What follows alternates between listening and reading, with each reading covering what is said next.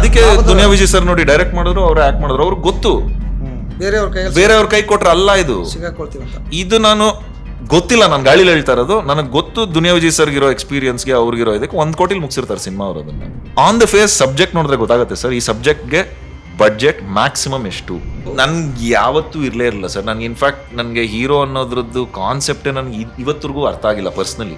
ನಾನು ನಿಜವಾಗ್ಲೂ ನೋಡಿದ್ದೀನಿ ಸರ್, ಇಬ್ಬರು ಆ್ಯಕ್ಟರ್ಸು ಸ್ಟುಡ್ ಔಟ್. ಅಂದರೆ ಅವ್ರಿಗೆ ಒಂದು ವಿಷನ್ ಇತ್ತು, ಅವ್ರಿಗೆ ನಾವು ಏನು ಮಾಡಬೇಕು ಅಂತಿದ್ದೀವಿ, ಯಾಕೆ ಬಂದಿದ್ದೀವಿ, ಏನು ಉದ್ದೇಶ. ಇಬ್ರು ಆ್ಯಕ್ಟರ್ಸ್ ಇತ್ತು, ಅವರಿಬ್ರು ಇವತ್ತಿಗೂ ಆ ಹಾದಿಲೇ ನಡೀತಾ ಇದ್ದಾರೆ. ಒಬ್ರು ಯಶ್, ಇನ್ನೊಬ್ರು ಸತೀಶ್. ಇಲ್ಲಿ ನಾನು ಡಿಸ್ಅಗ್ರಿ ಮಾಡ್ತೀನಿ, ಇಲ್ಲಿ ಪ್ರಿವಿಲೇಜ್ ಬೇಕು ಅನ್ನೋದು. ಬಿಕಾಸ್ ಯಶ್ ಮಾಡಿದಾನೆ, ಸತೀಶ್ ಅವ್ರು ಮಾಡಿದ್ದಾರೆ ಅಂದರೆ ಬೇರೆಯವರು ಮಾಡ್ಬೋದು. ಇತ್ತೀಚೆಗೆ ಈಗ ಕಾಟೇರ್ ಆಗಿರ್ಬೋದು, ಲ್ಯಾಂಡ್ ಲಾರ್ಡ್ ಆಗಿರ್ಬೋದು, ಒಂದಿಷ್ಟು ಭರವಸೆ ಸಿನಿಮಾಗಳು ಬರ್ತಾ ಇದಾವೆ ಅಂತ ಅನ್ಸುತ್ತೆ. ಐ ಥಿಂಕ್ ಈವನ್ ನನ್ನ ಪ್ರಕಾರ ಭೀಮನು ಒಂದು ಲೆವೆಲ್ಗೆ, ಬಿಕಾಸ್ ಇಂಟ್ರೆಸ್ಟಿಂಗ್ ಅನ್ನಿಸ್ತಾ ಸಿನಿಮಾ. ಈಗ ತಮಿಳ್ ಸ್ಪೀಕಿಂಗ್ ನೇಟಿವ್ ಕನ್ನಡದವ್ರು ಎಷ್ಟು ಜನ ಇದೀವಿ ನಾವು, ಅಥವಾ ಈ ಸ್ಲಮ್ ಡ್ವೆಲ್ಲರ್ಸ್ ಅಂತ ನಾವ್ ಏನ್ ಕರಿತೀವಿ, ಅವ್ರದ್ದು ಕಥೆಗಳು ನಂಗೆ ಇಂಟ್ರೆಸ್ಟ್.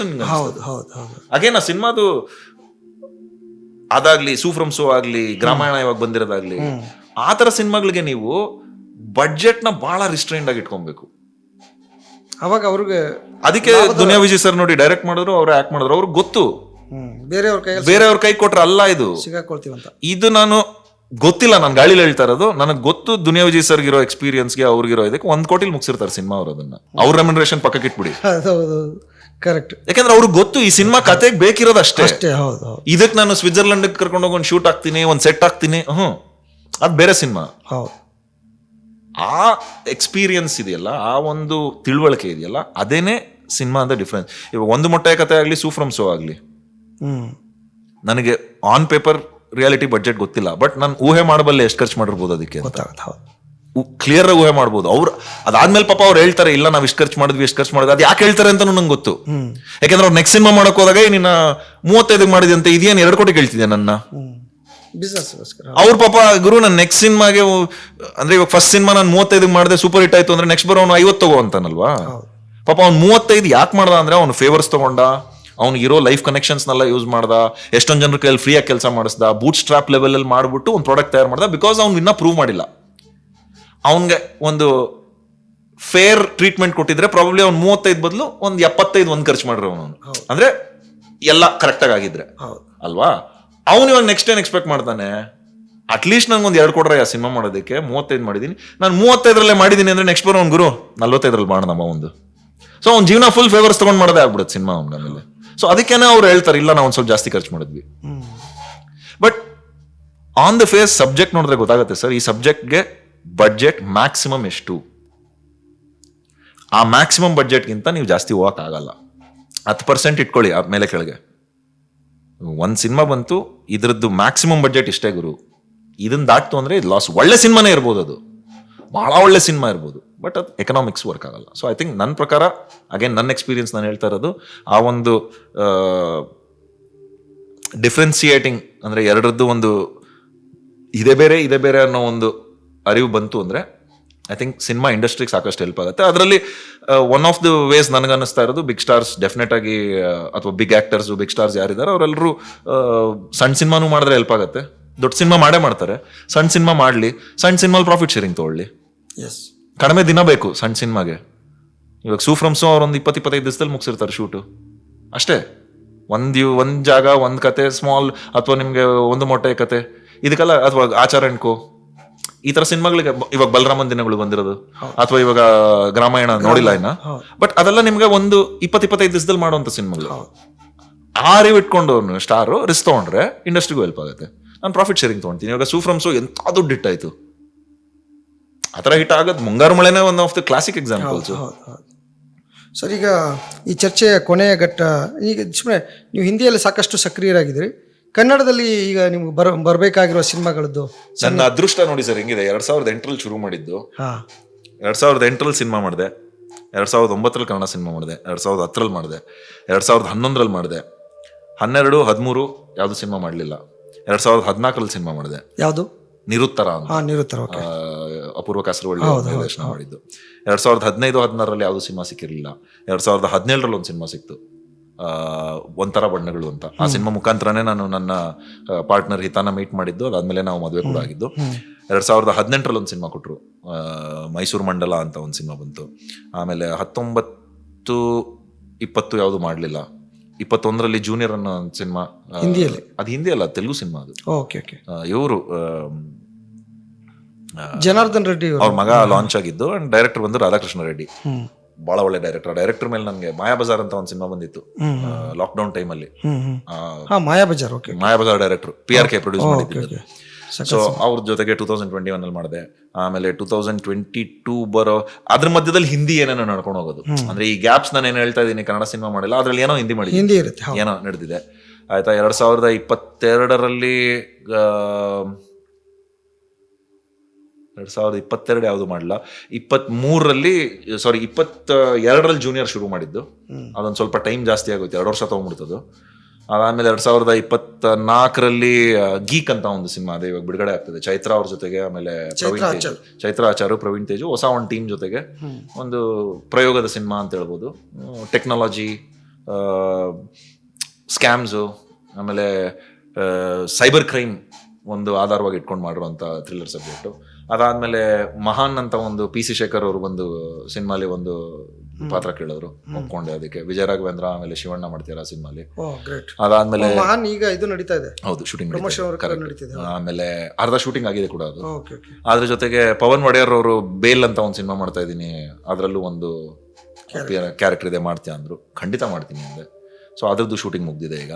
ನೀವು ಒಂದು ಅಂದ್ರೆ ಹೀರೋ ಅಂದಲ್ಲಿ ಯಾವುದೇ ಒಂದು ನನ್ಗೆ ಯಾವತ್ತೂ ಇರ್ಲೇ ಇರಲಿಲ್ಲ ಸರ್. ನನ್ಗೆ ಇನ್ಫ್ಯಾಕ್ಟ್ ನನಗೆ ಹೀರೋ ಅನ್ನೋದ್ರದ್ದು ಕಾನ್ಸೆಪ್ಟೇ ನನಗೆ ಇವತ್ತರೆಗೂ ಅರ್ಥ ಆಗಿಲ್ಲ ಪರ್ಸ್ನಲಿ. ಬಿಕಾಸ್ ನಾನು ನೋಡಿ ಬೆಳೆದಿದ್ದ ಸಿನಿಮಾಗಳಲ್ಲಿ ಪಾತ್ರಗಳು ಹೀರೋ. ಅಂದ್ರೆ ಇವಾಗ ಅಣ್ಣವ್ರ ಸಿನಿಮಾನೇ ನಾನು ನೋಡಿದ್ರು, ಅದ್ರಲ್ಲಿ ಏನು ಹೀರೋಯಿಸಮ್ ಇರ್ತಾ ಇರಲಿಲ್ಲ. ಯಾವುದೇ ತರ ಸಿನಿಮಾ ತೆಗೆದು ನೋಡಿ, ಗಂಧದ ಗುಡಿಲು ಸಚ್ಚ ಐಕಾನಿಕ್ ಸಿನಿಮಾ ಅದು, ಅದರಲ್ಲೂ ಅವ್ರ ಹೀರೋಯಿಸಮ್ ಇಲ್ಲ. ಅವರು ಒದೆ ತಿಂತಾ ಇದಾರೆ, ಅವರು ಕಷ್ಟದಲ್ಲಿದ್ದಾರೆ, ಅವರು ನರಳ್ತಾ ಇದಾರೆ, ಅವ್ರಿಗೂ ಗೊತ್ತಾಗ್ತಿಲ್ಲ ಏನ್ ಮಾಡ್ಬೇಕು, ಅವರು ಎಲ್ರನ್ನೂ ಒಂದ್ಗೂಡಿಸ್ಕೊಂಡು ಉಪಾಯ ಹುಡುಕ್ತಾ ಇದಾರೆ. ನಾಟ್ ದಟ್ ನಾನು ಬರ್ತೀನಿ ನಾನು ನೋಡ್ಕೊಂಡು ಅಲ್ವಾ, ಅವರು ಒದ್ದಾಡ್ತಿದ್ದಾರೆ. ಅಂದ್ರೆ ಇದನ್ನ ಹೆಂಗ್ ಬಗೆಹರಿಯೋದು? ಕಡೆಗೆ ಅವ್ರು ಹೇಳ್ತಾ ಇದಾರೆ, ಅಯ್ಯೋ ಇವ್ನು ನನ್ನ ತಮ್ಮ ಗುರು ಇವನು. ಅಂದ್ರೆ ಬಿಗ್ಗೆಸ್ಟ್ ಸೆಲ್ಯುಲೈಟ್ ಸಿನಿಮಾ ತೆಗೆದು ನೋಡೋದಾಗ್ಲಿ, ಅಥವಾ ಸಣ್ಣ ಪುಟ್ಟ ಸಿನಿಮಾಗಳು, ಇವಾಗ ಫಾರ್ ಎಕ್ಸಾಂಪಲ್ ಭೂತಯ್ಯನ ಮಗ ಇವು ಹೇಳಿದೆ, ಅದ್ರಲ್ಲಿ ಯಾರು ಹೀರೋ ಅಂತ? ವಿಷ್ಣುವರ್ಧನ್, ಲೋಕೇಶ್. ನನಗೆ ಲೋಕೇಶ್ ಅವ್ರ ಹೀರೋ ಅಲ್ವಾ? ವಿಷ್ಣುವರ್ಧನ್ ಅವ್ರದ್ದು ಆಬ್ವಿಯಸ್ಲಿ ಅವ್ರ ಕ್ಯಾರೆಕ್ಟರ್ ಆರ್ಕ್ ಎಷ್ಟು ಚೆನ್ನಾಗಿದೆ, ಬಟ್ ಲೋಕೇಶ್ ಅವ್ರದ್ದು ಎಷ್ಟು ಚೆನ್ನಾಗಿದೆ ಅದರಲ್ಲಿ ಅಲ್ವಾ? ಅನಂತ್ನಾಗ್ ಸಿನಿಮಾ ಅವ್ರು ಬಹಳ ಪ್ರಭಾವ ಬೀರಿತ್ತು ನನಗೆ. ಶಂಕರ್ನಾಗ್ ಸಿನಿಮಾ ಅವ್ರದಂತೂ ಫೇವ್ರೆಟ್ ನನಗೆ. ನೋಡಿ ಸ್ವಾಮಿ ನಾವಿರೋದು ಹೀಗೆ ಆಗ್ಬೋದು, ಇದು ಸಾಧ್ಯ ಆಗ್ಬೋದು, ಆಕ್ಸಿಡೆಂಟ್ ಆಗ್ಬೋದು, ಆಮೇಲೆ ಮಿಂಚಿನ ಓಟ ಆಗ್ಬೋದು, ಇದೆಲ್ಲ ಬೆಳಿಬೇಕಾದ್ರೆ ನಾನು ನೋಡ್ತಾ ಇದ್ದಿದ್ದು ಸಿನಿಮಾಗಳು. ಆಯ್ತಾ, ಅನಂತ್ನಾಗ್ ಅವ್ರದ್ದು ಆಬ್ವಿಯಸ್ಲಿ ಹೇಳ್ದಂಗೆ ಗಣೇಶನ ಮದುವೆ, ಗೌರಿ ಗಣೇಶ, ಅಥವಾ ಕುಂಡು ಹೋದ, ಗೋಲ್ಮಾಲ್ ರಾಧಾಕೃಷ್ಣ. ಅದಕ್ಕೆ ಮುಂಚೆ ನೋಡೋದಾಯ್ತು ಅಣ್ಣವ್ರ ಸಿನಿಮಾ ಹೇಳದ್ನಲ್ಲ ನಾನು, ಸಾಕಷ್ಟು. ಕವಿರತ್ನ ಕಾಳಿದಾಸ ಆಗ್ಬೋದು, ಬಂಗಾರದ ಪಂಜರ ಆಗ್ಬೋದು, ಅಥವಾ ಎರಡು ಕನಸು ಆಗ್ಬೋದು, ಅಥವಾ ದಾರಿ ತಪ್ಪಿದ ಮಗ ಆಗ್ಬೋದು. ಇದು ಯಾವ್ದ್ರಲ್ಲೂ ಹೀರೋಯಿಸಮ್ ಇರಲಿಲ್ಲ. It was all about acting, it was all about performance, it was all about. ನನಗದನ್ನ ನೋಡಿದಾಗ, ಫಾರ್ ಎಕ್ಸಾಂಪಲ್ ಅಣ್ಣವ್ರು ಮಾಡ್ತಾ ಇದ್ದಿದ್ದ ಸಿನಿಮಾ, ವಿಷ್ಣುವರ್ಧನ್ ಸರ್ ಮಾಡ್ತಾ ಇದ್ದಿದ್ದ ಸಿನಿಮಾಗಳಲ್ಲಿ ನನಗೆ ಒಂದು ಅಪಾರವಾದ ಅಡ್ಮಿರೇಷನ್ ಇತ್ತು ಅವ್ರನ್ನ ನೋಡಿ. ಆಯ್ತಾ, ಅಂದ್ರೆ ಏನ್ ಗುರು ಮಾಡ್ತಿದಾರೆ ಇವರು, ಅಂದ್ರೆ ಇದನ್ನ ಯಾರಿಗೂ ಮಾಡಕ್ಕಾಗಲ್ಲ. ಇದು ಎಲ್ಲೋ ಒಂದ್ ಕಡೆ ಇದು ಇವರೇ ಮಾಡಕ್ಕಾಗೋದು. ವೆರಾಸ್ ನಾನು ಅನಂತ್ನಾಗ್ನ ನೋಡಿದಾಗ, ಶಂಕರ್ನಾಗ್ನ ನೋಡಿದಾಗ, ಸುರೇಶ್ ಹುಬ್ಳಿಕರ್ನ ನೋಡಿದಾಗ, ಅಶೋಕ್ ಸರ್ನ ನೋಡಿದಾಗ, ಅವ್ರ ಪರ್ಫಾರ್ಮೆನ್ಸಸ್, ನಸೀರುದ್ದೀನ್ ಶಾ ಹಿಂದಿಲ್ ನೋಡಿದಾಗ, ಇವ್ರ ಪರ್ಫಾರ್ಮೆನ್ಸ್ ಅಲ್ಲಿ ನಾನು ನನ್ನ ಗುರ್ತಿಸ್ಕೊಂಬೋದಿದ್ರೆ, ಅಂದ್ರೆ ನಮ್ಮ ಅಪ್ಪನ ತರ ಅನ್ಸ್ತಾ ಇದಾರೆ ಇವರು. ಸಾಮಾನ್ಯವಾದ ಕ್ಯಾರೆಕ್ಟರ್ಸ್ ಅಲ್ವಾ, ಜನಸಾಮಾನ್ಯರು. ಸೊ ಬೆಳಿತಾ ಬೆಳಿತಾ ನನ್ಗೂ ಅದೇ, ಅಂದ್ರೆ ನಾನ್ ಜನಸಾಮಾನ್ಯ, ನನ್ನನ್ನ ಆ ತರ ಒಂದು ಇದ್ರಲ್ಲಿ ದೃಷ್ಟಿಲಿ ನೋಡ್ತಾ ಇದ್ದೀನಿ ನಾನು. ಅಂದ್ರೆ ಒಂದು ಕ್ಯಾರೆಕ್ಟರ್ ನಾನು, ನನ್ ಕೆಲಸ ಇದು, ಕೆಲಸದಲ್ಲಿ ಪ್ಯಾಷನ್ ಇದೆ, ಬಟ್ ನನ್ಗಿದು ಕೆಲಸ ಅಷ್ಟೇ. ನನಗೆ hero, supporting role, villain, guest appearance ಏನು ಮ್ಯಾಟರ್ ಆಗಲ್ಲ. ಒಂದೇ ಸೀನ್ ಇದ್ರು ಮಾಡ್ತೀನಿ ನಾನು, ಒಂದು ಫುಲ್ ಸಿನಿಮಾ ಇದ್ರು ಮಾಡ್ತೀನಿ. ನನಗದು ಇಷ್ಟ ಆಗ್ಬೇಕಷ್ಟೇ. ನನಗದ್ರಲ್ಲಿ ಏನೋ ಇರಬೇಕು ಇನ್ಸೆಂಟಿವ್ ಅಲ್ವಾ? ಫಿಲ್ಮ್ ಮೇಕರ್ ಇಷ್ಟ ಆದ್ರು, ಇಲ್ಲ ಸಹ ನಟರು ಇಷ್ಟ ಆದ್ರು, ಇಲ್ಲ ಕತೆ ಇಷ್ಟ ಆಯ್ತು, ಇಲ್ಲ ಪಾತ್ರ ಇಷ್ಟ ಆಯ್ತು, ಸೀನ್ ಇಷ್ಟ ಆಯ್ತು, ಅದೊಂದೇ ನನ್ನ ಕ್ರೈಟೀರಿಯಾ ಇರೋದು. ಸೊ ಹಾಗಂದ್ ಮಾತ್ರಕ್ಕೆ ಇದು ಒಂದೇ ದಾರಿನ? ಖಂಡಿತ ಅಲ್ಲ. ಸ್ಟಾರ್ ಆಗೋದು ಕೂಡ ಒಂದು ಲೆಜಿಟಿಮೇಟ್ ದಾರಿನ. ಅಂಡ್ ಭಯಂಕರ ಕಷ್ಟ ಇದೆ ಅದರಲ್ಲಿ, ಜವಾಬ್ದಾರಿ ಇದೆ, ಕಷ್ಟ ಇದೆ. ಸೊ ಈಗ ನಾನು 2008ರಲ್ಲಿ ನಾನು, thanks to Yogaraj Bhat and Duniya ಅವರ ಒಂದು ಕೈ ಚಳಕ ಅಥವಾ ಕೈವಾಡ ಅನ್ಬೋದು, ನನ್ನಂತವ್ರಿಗೆ ಸಿನಿಮಾ ಇಂಡಸ್ಟ್ರಿಯಲ್ಲಿ ಎಂಟ್ರಿ ಸಿಕ್ಕಿದ್ದು. ಬಿಕಾಸ್ ದುನಿಯಾ ಆಮೇಲೆ ಮುಂಗಾರು ಮಳೆ ಬಂದಿರಲಿಲ್ಲ ಅಂದ್ರೆ ಹೊಸಬ್ರಿಗೆ, ಪ್ರತಿಭೆಗೆ ಮಣೆ ಆಗ್ತಾ ಇರಲಿಲ್ಲ ಯಾರು. ಅದಾದ್ಮೇಲೆ ಸಾಲಾಗಿ ದಂಡಕ್ಕೆ ಬಂದ್ವಿ ನಾವು ಆಕ್ಟರ್ಸ್. ಹೌದು. ಐ ಡೋಂಟ್ ಥಿಂಕ್ ಅದಾದ್ಮೇಲಿಂದ ಯಾವಾಗ್ಲೂ ಕನ್ನಡ ಇಂಡಸ್ಟ್ರಿಲಿ ಇಷ್ಟೊಂದು ಹೊಸ ಪ್ರತಿಭೆಗಳಿಗೆ ಬ್ಯಾಕ್ ಟು ಬ್ಯಾಕ್ ಈ ರೀತಿ ಯಾರ ಲಾಂಚ್ ಮಾಡಿರೋದು ಇಂಡಸ್ಟ್ರಿಲಿ ನಾನಂತೂ ನೋಡಿಲ್ಲ. ಯಾವುದೇ ಇಂಡಸ್ಟ್ರಿಲೂ ನೋಡಿಲ್ಲ. ತಮಿಳಲ್ಲೂ ನೋಡಿಲ್ಲ, ತೆಲುಗಲ್ಲೂ ನೋಡಿಲ್ಲ, ಮಲಯಾಳಮಲ್ಲೂ ನೋಡಿಲ್ಲ, ಹಿಂದಿಲಂತೂ ನೋಡೇ ಇಲ್ಲ. ಲೆಕ್ಕ ಎಣಿಸ್ಬೇಕು ಅಂದ್ರೆ ನೋಡಿ, ನಾನ್ ಬಂದೆ, ದಿಗಂತ್ ಅವ್ರು ಬಂದ್ರು, ಚೇತನ್ ಅವ್ರು ಬಂದ್ರು, ಯಶ್ ಬಂದ್ರು, ಸತೀಶ್ ನೀನಾಸಂ ಬಂದ್ರು, ತರುಣ್ ಚಂದ್ರ ಬಂದ್ರು, ದುನಿಯಾ ವಿಜಿ ಬಂದ್ರು, ಗಣೇಶ್ ದುನಿಯಾ ವಿಜಿ ನಮ್ಗಿನ್ ಸ್ವಲ್ಪ ಸೀನಿಯರ್, ಬಟ್ ಅವರು ಇದೇ ಕ್ಯಾಟಗರಿಗೆ ಸೆಲ್ಫ್ ಮೇಡ್. ನಾವೆಲ್ಲರೂ ನಮ್ಗೆ ಯಾವುದೇ ತರದ ಇಂಡಸ್ಟ್ರಿ ಕನೆಕ್ಷನ್ ಇರಲಿಲ್ಲ. ಇದು ಬಿಟ್ಟು ಇಂಡಸ್ಟ್ರಿ ಕನೆಕ್ಷನ್ ಇವರು ಬಂದ್ರು, ಬಟ್ ಅವರು ಕೂಡ ಅಷ್ಟೇ ಚೆನ್ನಾಗಿ ಕೆಲಸ ಮಾಡ್ತಿದ್ರು, ಅಷ್ಟೇ ಸ್ಟ್ರಗಲ್ ಮಾಡ್ತಿದ್ರು ಅಲ್ವಾ. ಸೊ ಇಷ್ಟು ಜನಕ್ಕೆ ಇದ್ರಲ್ಲಿ ಸಿಕ್ಕಿದ್ರಲ್ಲಿ ನಾನು ನಿಜವಾಗ್ಲೂ ನೋಡಿದೀನಿ ಸರ್, ಇಬ್ರು ಆಕ್ಟರ್ಸ್ ಸ್ಟುಡ್ ಔಟ್. ಅಂದ್ರೆ ಅವ್ರಿಗೆ ಒಂದು ವಿಷನ್ ಇತ್ತು, ಅವ್ರಿಗೆ ನಾವು ಏನ್ ಮಾಡ್ಬೇಕು ಅಂತಿದೀವಿ, ಯಾಕೆ ಬಂದಿದೀವಿ, ಏನು ಉದ್ದೇಶ. ಇಬ್ರು ಆಕ್ಟರ್ಸ್ ಇತ್ತು, ಅವ್ರಿಬ್ರು ಇವತ್ಗೂ ಆ ಹಾದಿಲೇ ನಡೀತಾ ಇದ್ರೆ. ಒಬ್ರು ಯಶ್, ಇನ್ನೊಬ್ರು ಸತೀಶ್. ಅವ್ರ ಕ್ಲಾರಿಟಿ ಇತ್ತು, ನಾನು ಬರ್ತಿರೋದು ಲಾರ್ಜರ್ ದನ್ ಲೈಫ್ ಸಿನಿಮಾ ಮಾಡಬೇಕು, ನಾನೊಬ್ಬ ರಾಜ್ಯಾದ್ಯಂತ ಜನ ಮೆಚ್ಚೋ ಅಂತ ಒಬ್ಬ ನಟ ಆಗ್ಬೇಕು. ಕ್ಲಾರಿಟಿ ಇತ್ತು ಸರ್. ಅಂಡ್ ಅದಕ್ಕೆ ವರ್ಕ್ ಮಾಡಿದ್ರು, ಅವರು ಶ್ರಮ ಪಟ್ರು. ನನಗೆ ಕ್ಲಾರಿಟಿ ಇತ್ತು, ನನಗೆ ಒಬ್ಬ ನಟ ಆಗ್ಬೇಕು. ಸೊ ಎರಡರದ್ದು ಕ್ಲಾರಿಟಿ ಇರೋದು ಮುಖ್ಯ. ನನ್ಗೆ ಈಗ್ಲೂ ನಾಪ್ಕ ಇದೆ, 2008 ಸಿನಿಮಾ ಇನ್ನೇನು ಜಸ್ಟ್ ರಿಲೀಸ್ ಆಗಿತ್ತು, ಒಂದ್ ವಾರ ಆಗಿರ್ಬೋದೇನೋ, ಅವತ್ತಿನ ದಿವಸನೇ ಎಷ್ಟು ಫಸ್ಟ್ ಸಿನಿಮಾ ರಿಲೀಸ್ ಆಗಿದ್ದು, ರಾಕಿ ಅಂತ. ನಮ್ದು ಹಾಗೆ ಸುಮ್ನೆ ಒಟ್ಟಿಗೆ ರಿಲೀಸ್ ಆಗಿತ್ತು. ಒಂದ್ 3-4 ದಿವಸನೋ ಒಂದ್ ವಾರ ಆಗಿತ್ತು. ನನಗೆ ಸಿನಿಮಾ ರಿಲೀಸ್ ಅಂದ್ರೆ ನಾನು ಒಂದು ಸಿನಿಮಾಲಿ ಇದೀನಿ ಅನ್ನೋದೇ ನನಗೆ ನಂಬಕ್ ಆಗ್ತಾ ಇಲ್ಲ. ಅಂದ್ರೆ ಅಲ್ಲಿಗೆ ಬಂದು ಗುರು ನಿನ್ ಲೈಫ್ ಇಷ್ಟೇ ಅಂದಿದ್ರು ನಾನು ಥ್ಯಾಂಕ್ ಯು, ನನ್ ಮುಗೀತು ಅಂತ ಒಂದ್ ಫೀಲಿಂಗ್ ಅಲ್ಲಿ. ಯಶ್ ಫೋನ್ ಮಾಡ್ದ ನನ್ಗೆ, ಹೊಸ ನಟ ಅಂತ ಗೊತ್ತಿದೆ, ಮೀಟ್ ಮಾಡಿಲ್ಲ ಯಾವತ್ತು, ನಂಬರು ಇರಲಿಲ್ಲ ನನ್ನ ಹತ್ರ. ಕಾಲ್ ಬಂತು, ಎತ್ತೆ, ಕಿರಣ ನಾನು ಯಶ್ ಮಾತಾಡ್ತಾ ಇರೋದು, ಎಲ್ಲಿದ್ಯಾ ಅಂದ. ಶಾಕ್ ಆದೆ ಫಸ್ಟ್, ಯಾಕೆ ಮಾಡ್ತಿದ್ದ ನೀವು, ನನಗೆ ಗೊತ್ತಿದ್ದು, ಅಂದ್ರೆ we knew about each other. ನಾನು ಇಲ್ಲ ಕಣ ಮನೇಲೇ ಇದ್ದೆ ಅಂದ್ರೆ, ಹೌದಾ ಸರಿ ಒಂದು ಕೆಲಸ ಮಾಡು, ಇನ್ 1 ಗಂಟೆಲಿ ಕಬ್ಬನ್ ಪಾರ್ಕ್ ಹತ್ರ ಬಾ ಅಂದ, ಓಲ್ಡ್ ಹೈಕೋರ್ಟ್ ಇದ್ರ ಹತ್ರ ಬಾ ಅಂದ. ಯಾಕೆ ಅಂದೆ, ನಾನು ಹೇಳ್ತೀನಿ ನೀನು ಸುಮ್ಮನೆ ಬಾ ನೀನು ಅಂದ.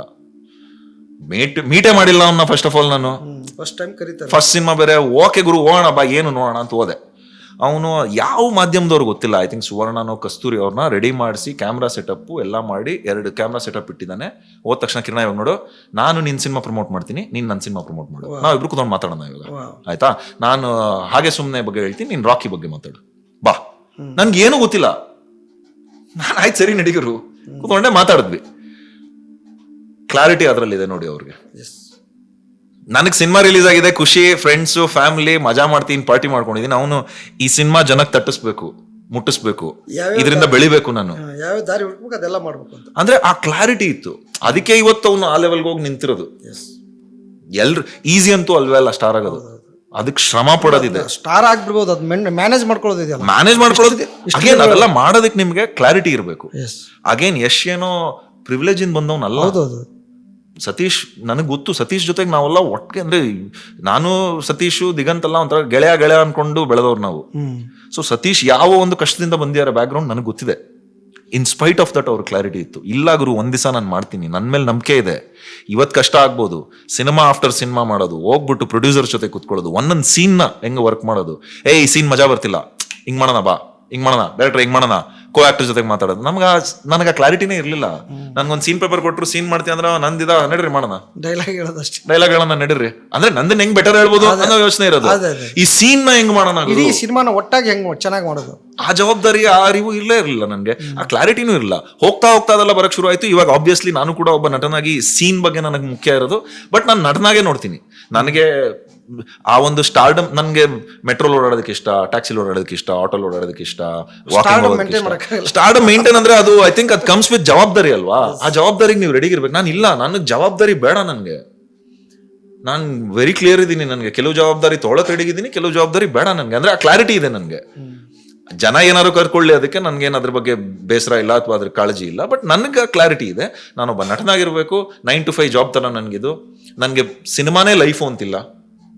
ನನಗೆ ಪ್ರವಾಸಕ್ಕೆ ಹೋಗೋದು ಇಷ್ಟ, ನನ್ಗೆ ಇಷ್ಟವಾದವ್ರ ಜೊತೆಗೆ ಸಮಯ ಕಳೆದು ಇಷ್ಟ, ಕೂತ್ಕೊಂಡು ಸಿನಿಮಾಗಳು ನೋಡೋದು ಇಷ್ಟ, ಕತೆ ಪುಸ್ತಕ ಓದೋದು ಇಷ್ಟ, ನಮ್ಮ ಅಪ್ಪನ ಜೊತೆಗೆ, ನಮ್ಮ ಫ್ಯಾಮಿಲಿ ಅವ್ರ ಜೊತೆಗೆ, ಅತ್ತೆ ಮಾವನ ಕಡೆಗೆ ಹೋಗೋದು, ನನ್ನ ಫ್ರೆಂಡ್ಸು, ನನ್ನ ಸ್ಕೂಲ್ ಫ್ರೆಂಡ್ಸು, ನನ್ನ ಕಾಲೇಜ್ ಫ್ರೆಂಡ್ಸು, ಈಗಿರೋ ಫ್ರೆಂಡ್ಸು. ಅಂದರೆ ಕ್ರಿಕೆಟ್ ಆಡೋಕ್ಕೆ ಇಷ್ಟ ನನಗೆ. ನನಗೆ ಹೋಗ್ಬಿಟ್ಟು ತೋಟದಲ್ಲಿ ನಾವು ಒಂದು ತೋಟ ಥರ ಮಾಡ್ಕೊಳ್ತಾ ಇದೀವಿ, ಅಲ್ಲಿ ಹೋಗಿ ನನಗೆ ಸಮಯ ಕಳೆಯೋದಕ್ಕೆ ಇಷ್ಟ. ಸೊ ನನಗೆ ಆ ಕ್ಲಾರಿಟಿ ಇದೆ, ನಾನು ಖುಷಿಯಾಗಿದ್ದೀನಿ.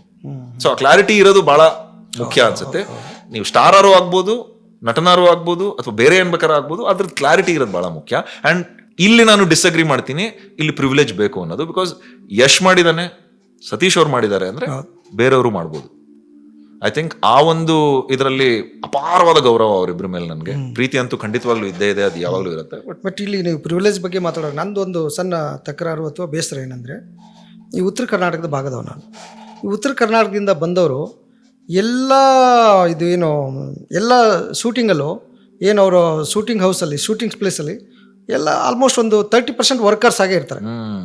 ಆದ್ರೆ ಎಲ್ಲ ಹೀರೋ ಆಗ್ಬೇಕಂತ ಬಂದರೆ ಅಥವಾ ಡೈರೆಕ್ಟರ್ ಆಗ್ಬೇಕಂದ್ರೆ ತುಂಬಾ ರೇರ್ ಹೌದು ಚಾನ್ಸ್ ಸಿಕ್ಕಿರೋದು. ನಂಗೂ ನೋವಿದೆ ಅದು. ಒಂಥರ ಉತ್ತರ ಕರ್ನಾಟಕನ ನಾವು ಬರೀ ಸಿನಿಮಾ ಕ್ಷೇತ್ರದಲ್ಲಿ ಅಂತಲ್ಲ, ಅನೇಕ ಕ್ಷೇತ್ರದಲ್ಲಿ ಅಲ್ಲ, ಅನೇಕ ಕ್ಷೇತ್ರದಲ್ಲಿ ಉತ್ತರ ಕರ್ನಾಟಕನ ಮಲ್ತಾಯಿ ಒಂದು ಸ್ವಭಾವ ನಮ್ದು. ಹೌದು ಹೌದು. ಅಂದ್ರೆ ಪಾಪ ಉತ್ತರ ಕರ್ನಾಟಕದಲ್ಲಿ ಆಗೋ ಇದು ನಮ್ಗೆ, ಅಂದ್ರೆ ನಮ್ದು ಒಂದ್ ಏನ್ ಗೊತ್ತಾ ಸರ್, ದಕ್ಷಿಣ ಕರ್ನಾಟಕದವ್ರದ್ದು, ನಾನು ಅದಕ್ಕೆ ಸೇರ್ತೀನಲ್ಲ, ಸೌತ್ ಕರ್ನಾಟಕ ಅಂತ ನಾವೇನ್ ಕರ್ಕೊಂತೀವಿ, ಮಲ್ನಾಡ್ ಬೆಲ್ಟ್ ಇಂದ ಕೆಳಗಿರೋರ್ದು ಅದೃಷ್ಟವಂತರು ಸರ್. ನೆಲ, ಜಿಯೋಗ್ರಫಿ ಡಿಟರ್ಮೈನ್ ಮಾಡುತ್ತೆ ನಿಮ್ಮ ಅದೃಷ್ಟ ಎಲ್ಲಿದೆ ಅನ್ನೋದು. ಹೌದು ಹೌದು. ನಮ್ ಜಿಯೋಗ್ರಫಿ ನಮ್ಮ ಅದೃಷ್ಟ ಡಿಟರ್ಮೈನ್ ಮಾಡಿದೆ. ನೀರಿನ ಕೊರತೆ ಇಲ್ಲ, ಮಳೆ ಕೊರತೆ ಇಲ್ಲ, ಮಣ್ಣು ಚೆನ್ನಾಗಿದೆ. ಯಾಕೆ ಬೆಂಗಳೂರಲ್ಲಿ ಜನ ಬಂದು ಉಳಿತಾರ ಅಂದ್ರೆ ಒಂಥರ ಎಸಿ ವೆದರ್. ಹೌದು. ಈಗ ಮಂಡ್ಯ ಮೈಸೂರು ಕಡೆಗೆ ನೀವು ಹೋದ್ರೆ ಒಂದೇ ಹೊಲ ಬೆಳೆಯೋದವ್ರು, ಹೌದು, ಒಂದೇ ಫಸಲು, ಒಂದೇ ಫಸಲು ಸೆಟ್ಲ್ ಆರಾಮ. ಬೇರೆ ಕಡೆಗೆಲ್ಲ ಹೋಗಿ ನೋಡಿ ನೀವು, ಕಷ್ಟ ಸರ್. ನಮ್ ಕಡೆ ಇಲ್ಲ ಸರ್, ಹಾಕಿರೋ ಬೀಜ ವಾಪಸ್ ಬರೋದು ಗ್ಯಾರಂಟಿ ಇರಲ್ಲ ಅಲ್ವಾ. ಹೌದು. ಸೊ ಬಹಳ ಬೇಸರ ಇದೆ. ಅಂಡ್ ನನ್ಗೆ ಆಕ್ಚುಲಿ ಆಸೆ ಇರೋದೇನು ಅಂದ್ರೆ, ಒಂದು ಹೇಗೆ ಇವಾಗ ತುಳು ನಾಡಿಂದ ಒಂದು ರೆವಲ್ಯೂಷನ್ ನೋಡ್ತಾ ಇದೀವಿ ಕನ್ನಡ ಕರಾವಳಿ ಭಾಗದಿಂದ, ಕರಾವಳಿ ಇದು ಅದು ಸಾಕಷ್ಟು ವರ್ಷಗಳಿಂದ ನಡೀತಾ ಇದೆ. ಅದು ಇನ್ನ ಇವಾಗ ಬಿಗ್ ಆಗತ್ತೆ ಅನ್ಸ್ತಾ ಇದೆ. ನಾನಂತೂ ಸಪೋರ್ಟ್ ಮಾಡ್ತೀನಿ ಉತ್ತರ ಕರ್ನಾಟಕದ ಪ್ರತಿಭೆಗಳಿಗೆ. ನಿಮ್ಗೆ ಯಾರು ಇದ್ರು ರೈಟರ್ಸು, ಡೈರೆಕ್ಟರ್ಸು ಅಂತ ಇತ್ತು, ಅವಕಾಶಕ್ಕೆ ನೋಡ್ತಿದ್ದಾರೆ ಅಂದ್ರೆ ನನ್ ಕನೆಕ್ಟ್ ಮಾಡಿಸಿ. ಖಂಡಿತ ಸರ್. ನಾನಂತೂ ನನ್ನ ಕೈಯಲ್ಲಿ ಏನಾಗತ್ತೆ ಪುಷ್ ಅಂತೂ ಮಾಡೇ ಮಾಡ್ತೀನಿ, ನಮ್ಮ ಇತಿಮಿತಿಯಲ್ಲಿ ಮಾಡೋದು ಖಂಡಿತ. ಯಾಕಂದ್ರೆ ಆ ಒಂದು ವಾಯ್ಡ್ ಏನಿದೆ. ಇನ್ಫ್ಯಾಕ್ಟ್ ನನ್ಗೆ ಇವಾಗ ನಿಮ್ಗೆ ಇದ್ ನೋಡಿದ್ರೆ, ಮನ್ಸಾರೆ ಸಿನಿಮಾ ನೋಡಿದ್ರೆ, ಅದರಲ್ಲಿ ಇವ್ರದ್ದು ಬಸು ರಾಜು ತಾಳಿಕೋಟೆ ಅವ್ರದ್ದು ಎಷ್ಟು ಎಂಜಾಯ್ ಮಾಡಿದ್ರು ಜನ ಒಂದು ಕ್ಯಾರೆಕ್ಟರ್ಗೆ. ಲೈಫ್ ಇಷ್ಟೇನಲ್ಲಿ ಇದ್ರು. ಮನಸಾರೆಯಲ್ಲಿ ಫಸ್ಟ್ ಫಸ್ಟ್ ಹೌದು, ಮನಸಾರೆಯಲ್ಲಿ ಒಂದು ಚಿಕ್ಕ ಪಾತ್ರ, ಬಟ್ ಅದು ಎಷ್ಟು ಇಟ್ಟಾಗೋಯ್ತು ಅಂದ್ರೆ ಅದಾದ್ಮೇಲೆ ಪ್ರತಿ ಸಿನಿಮಾಲು ಅದೇ ಮಾಡಿಸಿದ್ರು ಅವ್ರ ಕೈಯಲ್ಲಿ. ಬಟ್ ಏನಂದ್ರೆ ಇವಾಗ ಒಂದು ಹಾಸ್ಯವಾದ ಕ್ಯಾರೆಕ್ಟರ್ ಸ್ಟೀರಿಯೋ ಟೈಪ್ ಮಾಡೋದು ನನಗೆ ಇಷ್ಟ ಇಲ್ಲ. ಉತ್ತರ ಕರ್ನಾಟಕ ಅಂತ ಹೇಳಿದ್ರೆ ಅವ್ನು ಬೈತಾ ಇರ್ತಾನೆ, ಅವನೇನೋ ಕಾಮಿಡಿ ಕ್ಯಾರೆಕ್ಟರ್. ಗುರು, ಉತ್ತರ ಕರ್ನಾಟಕದಲ್ಲಿ ಬೇರೆ ಕ್ಯಾರೆಕ್ಟರ್ಸು ಇದೆ ನಿಮ್ಗೆ, ಸೀರಿಯಸ್ ಕ್ಯಾರೆಕ್ಟರ್ ಇದೆ, ಹೀರೋನು ಇದಾನೆ, ಹೀರೋಯಿನ್ ಇದ್ದಾಳೆ, ತಂದೆನೂ ಇದಾರೆ, ತಾಯಿನೂ ಇದಾರೆ, ಅಣ್ಣನೂ ಇದಾನೆ, ಫ್ರೆಂಡು ಇದಾರೆ, ಎಲ್ಲರೂ ಇದಾರೆ, ಕಾಮಿಡಿ ಅವರು ಇದಾರೆ, ಎಲ್ಲರೂ ಇದಾರೆ. ಬರೀ ಒಂದನ್ನೇ ಫೋಕಸ್ ಮಾಡಿ ಸ್ಟೀರಿಯೋ ಟೈಪ್ ಮಾಡಿದ್ದು ಒಂದ್ ಸ್ವಲ್ಪ ನಂಗೆ ಬೇಸರ ಆಯ್ತು. ಬಟ್ ಅದ್ ಬಿಟ್ರೆ ಐ ಥಿಂಕ್ ಅಪಾರವಾದ ಪ್ರತಿಭೆ ಇದೆ ಅಲ್ಲಿ. ನಾನು ಇನ್ಫ್ಯಾಕ್ಟ್ ಈಗ ಕ್ರಿಕೆಟ್ ಅಲ್ಲಿ ವರ್ಕ್ ಮಾಡೋದು ಸ್ಟಾರ್ ಸ್ಪೋರ್ಟ್ಸ್ ಅಲ್ಲಿ, ಪವನ್ ದೇಶಪಾಂಡೆ ಅಂತ ಒಬ್ಬ ಕ್ರಿಕೆಟರ್, ಅವರು ಧಾರವಾಡದವರು. ಅವರು ಒಂದೊಂದ್ಸಲ ಅವ್ರ ಭಾಷೆಯಲ್ಲಿ ಕಾಮೆಂಟ್ರಿ ಕೂಡ ಕೊಡ್ತಾ ಇರ್ತಾರೆ. ಅವ್ರ ಜೊತೆಲ್ಲ ಮಾತಾಡ್ತಿರ್ತೀನಲ್ಲ, ಅಂದ್ರೆ ಎಷ್ಟು ಹ್ಯೂಮರ್ ಇದೆ, ಎಷ್ಟು ಕಲ್ಚರ್ ಇದೆ ಅವರು ಇದರಲ್ಲಿ. ಇನ್ಫ್ಯಾಕ್ಟ್ ನಾನು ಬೆಳಿಬೇಕಾದ್ರೆ ಕಾಲೇಜ್ ಡೇಸ್ ಅಲ್ಲೆಲ್ಲ ನಮ್ಗೆ ಒಂದಿಷ್ಟು ಜನ ಉತ್ತರ ಕರ್ನಾಟಕದ ಫ್ರೆಂಡ್ಸ್ ಇದ್ರು. ನನ್ನ ಫ್ರೆಂಡ್ ಅವ್ನು ಹಾಸ್ಟೆಲ್ ಇದ್ದ, ಆಮೇಲೆ ಒಂದು PG ಮಾಡ್ಕೊಂಡವ್ರು ಇದ್ರು. ಆ PGಲಿ ಉತ್ತರ ಕರ್ನಾಟಕದವ್ರು ಸುಮಾರು ಜನ ಇದ್ರು. ಇವನೊಬ್ಬ ಮಲ್ನಾಡು, ಇನ್ ಬೇಕಾದವರೆಲ್ಲ ಉತ್ತರ ಕರ್ನಾಟಕರು. ನಾನು ಒಂದು ಕೆಲಸ ಏನಂದ್ರೆ, ಸಂಜೆ ಬಂದು ಸುಮ್ಮನೆ ಕುತ್ಕೊಳ್ಳೋದು, ಅವ್ರು ಮಾತಾಡೋದು ಕೇಳಿಸ್ಕೊಳ್ಳೋದಕ್ಕೆ. ಎಷ್ಟು ನಗು ಬರೋದು ನಮ್ಗೆ. ಅಂದ್ರೆ ಅವ್ರದ್ದು ಕಲ್ಚರೇ ಬೇರೆ ಇದೆ ಸರ್. ನಿಮ್ಗೆ ಗೊತ್ತು, ನಿಮ್ಗೆ ನಾನೇನು ಹೇಳೋದು, ನಿಮ್ದೇ ಕಲ್ಚರ್. ಅದನ್ನ ಸಿನಿಮಾಲ್ ಎಕ್ಸ್ಪ್ಲೋರ್ ಮಾಡೋದಕ್ಕೆ ಒಳ್ಳೆ ಅವಕಾಶ ಇದೆ. ನಾನು ಹೋಪ್ ಮಾಡ್ತೀನಿ ಯಾರ ಒಂದು ಉತ್ತರ ಕರ್ನಾಟಕದಿಂದ ರೆವಲ್ಯೂಷನ್ ಬಂದು ಒಂದು ಪ್ಯಾರಲಲ್ ಸಿನಿಮಾ ಇಂಡಸ್ಟ್ರಿ ಶುರು ಆಗಲಿ ಅಂತ. ಖಂಡಿತ ಸರ್. ಸಾಕಷ್ಟು ಸಿನಿಮಾ ಇಂಡಸ್ಟ್ರಿಯ ಆಗುಹೋಗುಗಳ ಬಗ್ಗೆ ಸಾಕಷ್ಟು ವಿಚಾರಗಳು ಮಾತಾಡಿದೆ ಸರ್. ಏನು ಕರಾವಳಿ ಭಾಗದಲ್ಲಿ ಆಗ್ತಿದೆ, ಅದು ಉತ್ತರ ಕರ್ನಾಟಕದಲ್ಲೂ ಆಗಲಿ, ಮತ್ತು ಮಲಯಾಳಿ ತಮಿಳುನಾಡಲ್ಲಿ ಏನೇನು ಹೊಸ ಹೊಸ ಪ್ರಯೋಗಗಳಾಗ್ತಿದ್ದಾವೆ, ಅದು ಕನ್ನಡಕ್ಕೂ ಬರಲಿ, ಇಲ್ಲೂ ವಿಸ್ತರಣೆ ಆಗಲಿ ಅಂತ ಆಶಿಸ್ತಾ ಇವತ್ತಿನ ಪಾಡ್ಕಾಸ್ಟ್ ಮುಗಿಸೋಣ. Thank you. ಸಾಕಷ್ಟು ಹೊತ್ತು ನಿಮ್ಮ ವಿಚಾರಗಳು ಹಂಚ್ಕೊಂಡಿದ್ರಿ ಸರ್. Thank you. ನನ್ನ ಇಷ್ಟೊತ್ತು ನೀವು ತಡ್ಕೊಂಡಿದ್ದಕ್ಕೆ ಅಥವಾ ಹೇಗಿದ್ದಕ್ಕೆ ಧನ್ಯವಾದಗಳು. ಕೇಳಿಸ್ಕೊಂಡವ್ರಿಗೆ ಅಷ್ಟೊಂದು ಕೋರ್ದಿಲ್ಲ ಅಂತ ಅನ್ಕೊಂತೀನಿ. ಬಟ್ ಏನೇನು ಮಾತಾಡಿದ್ದೀನೋ ಎಲ್ಲದು ವೆರಿ ಪರ್ಸನಲ್ ಸ್ಪೇಸಿಂದ ಮಾತಾಡಿದ್ದೀನಿ. ನಾನು ಮತ್ತೆ ಹೇಳೋದಕ್ಕೆ ಇಷ್ಟಪಡೋದಿಷ್ಟೇ, ನಾನು ಯಾವುದೇ ಥರದ ಎಕ್ಸ್ಪರ್ಟ್ ಅಲ್ಲ. ನನ್ನ ಮಾತನ್ನ ನೀವು ತಗೊಂಡು ತುಂಬ ಸೀರಿಯಸ್ ಆಗೋ ಅವಶ್ಯಕತೆ ಏನಿಲ್ಲ. ನಾನು ಹೇಳೋದ್ರಲ್ಲಿ ಏನಾರ ಒಂದು ಸ್ವಲ್ಪ ವಿಷಯ ಇದೆ ಅಂತ ಹೇಳಿದ್ರೆ ನೀವೇ ಅದನ್ನು ಉಪಯೋಗಿಸ್ಬಿಟ್ಟು ನಂಬೇಡಿ. ನಾನು ಹೇಳ್ತಿರೋದು ನೀವೇ ಎಕ್ಸ್ಪ್ಲೋರ್ ಮಾಡಿ. ಸಾಕಷ್ಟು ಬುಕ್ಸ್ ಇದೆ, ಸಾಕಷ್ಟು ಡಾಕ್ಯುಮೆಂಟ್ಸ್ ಇದೆ, ಲಿಟ್ರೇಚರ್ ಇದೆ, ಸಿನಿಮಾಗಳಿದೆ, ಅದನ್ನು ಎಕ್ಸ್ಪ್ಲೋರ್ ಮಾಡೋದಕ್ಕೆ. ಅದ್ರ ಜೊತೆಗೆ ಅಷ್ಟೇ, ಐ ಮೀನ್ ಥ್ಯಾಂಕ್ಸ್ ಹೇಳಕ್ ಇಷ್ಟಪಡ್ತೀನಿ ಒಂದು ಪ್ಲಾಟ್ಫಾರ್ಮ್ ಕೊಟ್ಟಿದ್ದಕ್ಕೆ, ನನ್ನ ಜೊತೆಗೆ ಕೂತ್ಕೊಂಡು ಮಾತಾಡಿದ್ದಕ್ಕೆ. ಅಗೇನ್ ಏನಾರ ವೀಕ್ಷಕರೇ ಹೇಳಬೇಕಾದ್ರೆ ಅಥವಾ ಅಪ್ಪಿತಪ್ಪಿ ಯಾರಿಗಾರ ನೊಂದಿಸಿದ್ದೀನಿ, ನೋವು ಮಾಡಿದ್ದೀನಿ ಅಂದರೆ ಕ್ಷಮೆ ಇರಲಿ. ಯಾವುದೇ ಥರದ ಬೇರೆಯವ್ರಿಗೆ ನಾನು ನೋವು ಉಂಟು ಮಾಡಬೇಕು ಅಥವಾ ಹಿಂಗಿಸ್ಬೇಕು ಅನ್ನೋ ಒಂದು ಉದ್ದೇಶ ಅಲ್ಲ. ಒಂದು 10 ವರ್ಷದಿಂದ ಇದ್ನೇನೋ ಆ ಥರ, ಬಟ್ ಇವಾಗಂತೂ ಖಂಡಿತ ಹಂಗಿಲ್ಲ. ಸೊ ಏನಾರ ಅಪ್ಪಿತಪ್ಪಿ ಗೊತ್ತಿಲ್ಲದೆ ಏನಾರ ಯಾರಿಗಾರ ಅನಿಸಿದ್ದು ಆಯಿತು ಅನ್ಸಿದ್ರೆ ಅಗೇನ್ ನಿಮ್ಮ ಮುಖಾಂತರ ಒಂದು ಕ್ಷಮೆ ಇರಲಿ, ಮನ್ಸಿಗೆ ಹಾಕೊಂಬಿಡಿ. Thank you sir. Thank you.